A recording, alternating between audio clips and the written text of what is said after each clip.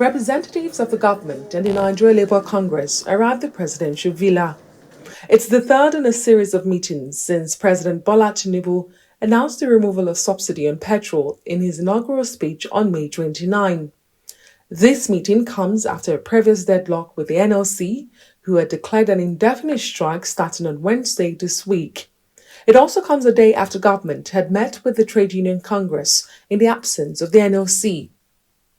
After hours of deliberations, a recess was taken to consult with the National Executive Council of the NLC.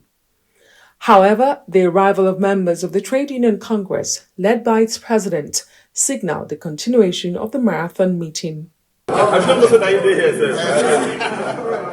After over 6 hours, Speaker of the House of Representatives discloses the outcome of the meeting in a 7-point resolution to include the establishment of a joint committee to review proposals for wage increase, as well as the review of the World Bank Finance Cash Transfer Scheme. As you are aware, the $800 million loan did not really capture the low-income government workers. So basically, we'll be talking about how to include them in that scheme.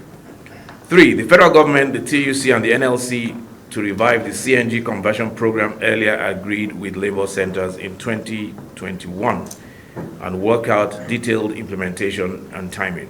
4, the labor centers and the federal government to review issues hindering effective delivery in the education sector and propose solutions for implementation.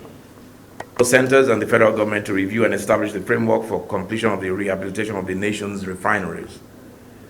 6, the federal government is to provide a framework for the maintenance of roads and expansion of rail networks across the country.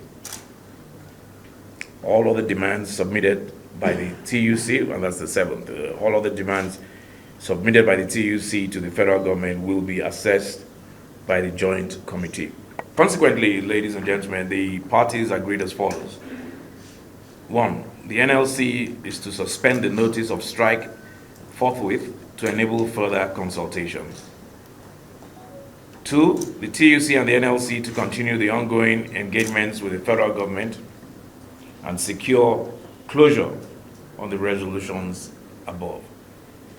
And finally, the labor centers and the federal government to meet on June 19, 2023, to agree on an implementation framework.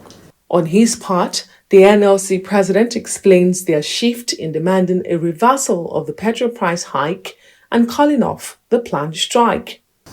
You can see that nothing is yet in concrete terms. So at a joint date, we'll go into more specifics to make sure this knotty issue is resolved. We have come with a more concrete reality and framework and alternative. The CNG alternative is better than the price even before the increment. In the midst of the meeting, the National Industrial Court issued a restraining order against the organized labor from embarking on any form of strike, a ruling that the NLC president claimed to be unaware of. Adesuwa Omoran, Arise News.